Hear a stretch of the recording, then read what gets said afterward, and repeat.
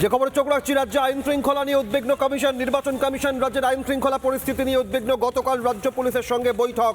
রাজ্য পুলিশের ডিজি, কলকাতার পুলিশ কমিশনার, তাদের সঙ্গে কমিশন বৈঠক করে রাজ্যের সীমানা ও আন্তর্জাতিক সীমানা কড়া নিরাপত্তা, ওয়েব ক্যাম্প বসিয়ে নাকা চেকিংয়ের সিদ্ধান্ত।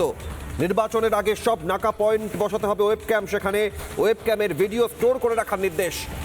রেকর্ডিং খতিয়ে দেখবে নির্বাচনী আধিকারিকরা। রাজ্যের আইন শৃঙ্খলা পরিস্থিতি নিয়ে উদ্বেগ নির্বাচন কমিশনের।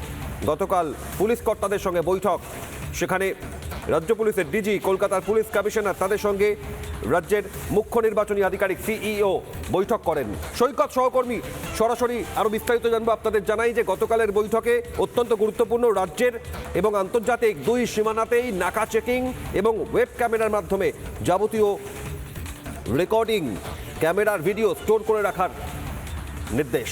সরাসরি সৈকত সহকর্মী নির্বাচন কমিশনের দপ্তর থেকে রয়েছেন। সৈকত, সীমান্তে অনুপ্রবেশ, দুদিন আগেই জঙ্গি যোগ এ বাংলায়, শহর কলকাতায় একের পর এক ঘটনায়, এবার কমিশন ভোটের আগে কি পদক্ষেপ নিতে চলেছে?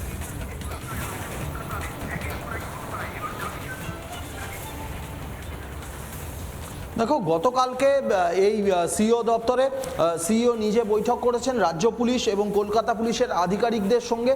সেখানে একটি নির্দেশ দেওয়া হয়েছে বা সেখানে এই বিষয়ে আলোচনা হয়েছে যে ইলেকশনের আগে প্রত্যেকটা গুরুত্বপূর্ণ স্ট্র্যাটেজিক পয়েন্টে, বিশেষ করে যে সীমানা, আন্তর্জাতিক সীমানা অর্থাৎ ভারত বাংলাদেশ সীমান্ত বরাবর প্রত্যেকটি গুরুত্বপূর্ণ স্ট্র্যাটেজিক পয়েন্টে নাকা চেকিং তো চলবে।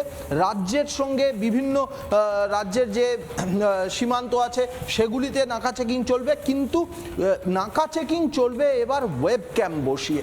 অর্থাৎ যে নাকা চেকিং চলবে, নাকা চেকিংয়ে কি রিকভার হচ্ছে, কি রিকভার হচ্ছে না, যে গাড়িগুলি সন্দেহজনক গাড়ি বা যেখানে সন্দেহজনক কোনো গতিবিধি দেখলে সেখানে পরিস্থিতি কি হচ্ছে, কোনো অ্যারেস্ট করা হলে কতজন অ্যারেস্ট হচ্ছে, তাদের কাছ থেকে কি ধরনের কি সিজ হচ্ছে, কি উদ্ধার হচ্ছে, সমস্ত কিছু সে ভিডিও। ধন্যবাদ সৈকত। কি পদক্ষেপ হয়, নজর থাকবে সেদিকে। এই নানা ধরনের কন্টেন্ট দেখার জন্য লাইক করুন, শেয়ার করুন আমাদের ফেসবুক পেজ, সাবস্ক্রাইব করুন আমাদের ইউটিউব চ্যানেল। পাশাপাশি অন্যান্য ব্রেকিং নিউজের জন্য অবশ্যই চোখ রাখুন রিপাবলিক বাংলায়।